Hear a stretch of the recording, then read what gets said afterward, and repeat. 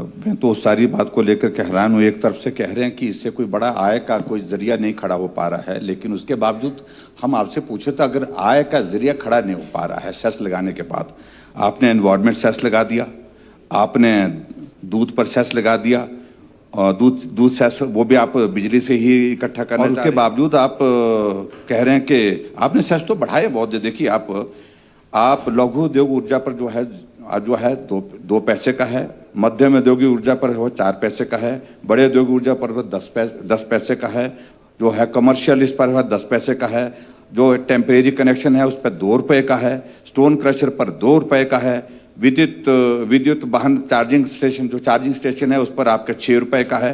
तो आपने टैक्सेस पे तो कोई कमी छोड़ी नहीं, हर जगह जहां भी आपको मिला तो टैक्स लगाते गए।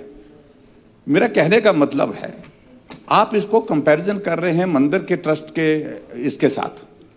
मंदिर ट्रस्ट का जो पैसा होता है वो श्रद्धालु श्रद्धा से देता है, वो लोगों के ऊपर बोझ नहीं होता है।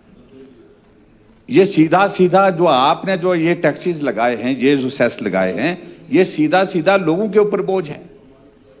और जो खासतौर से एक तो हम सनातनी हैं, आप भी हैं, आप भी स्नान करके कुंभ में आए हैं, अच्छी बात है।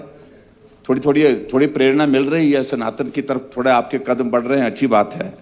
लेकिन मेरा कहने का मतलब, गाय को जब मां कहते हैं हम, और चौक चौराहे पर वो गिरी मिले, पड़ी हुई मिले, मरती हुई मिले, मरी हुई मिले, तो वो मुझे लगता है कि वो हमारे नैतिक दायित्व तो बनता था, उस दृष्टि से हमने किया था। और वो बोझ लोगों पर नहीं था, श्रद्धा से लोगों ने दिया। मैं इसमें ये पूछना चाह रहा हूं कि जो माननीय सदस्य हमारे मनाली से गौड़ साहब ने जो पूछा है, उनका कहना है कि जो टैरिफ में जो इंक्रीज आई है, हिमाचल एक इंटरनेशनल टूरिस्ट डेस्टिनेशन है, और इंटरनेशनल टूरिस्ट डेस्टिनेशन में आप टूरिस्ट का आना जाना बंद कर देंगे, क्योंकि बिजली का किराया होटल में इतना ज्यादा आ गया, जिसके कारण जो होटल जो मध्यम श्रेणी के हैं वो उस टैरिफ के कारण जो है वो अफोर्ड ही नहीं कर पा रहे, उनको डिस्कनेक्ट करना पड़ेगा, कनेक्शन डिस्कनेक्ट करना पड़ेगा। चलिए। और ऐसी सूरत में जो उप मुख्यमंत्री जी कह रहे हैं कि अगर इससे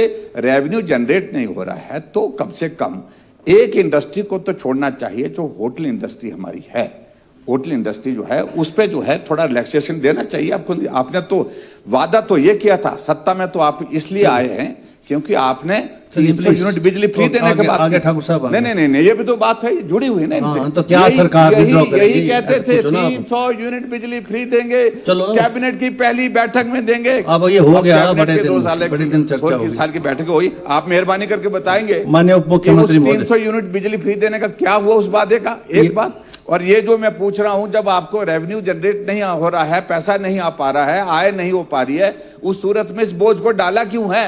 हिमालय की गोद और देवों की धरती में बसा रूट्स कंट्री स्कूल शिक्षा के साथ संस्कार और स्वास्थ्य का एक ऐसा मंदिर है जहां देश ही नहीं विदेशों के छात्र भी गुरुकुल जैसी शिक्षा ग्रहण करने आते हैं।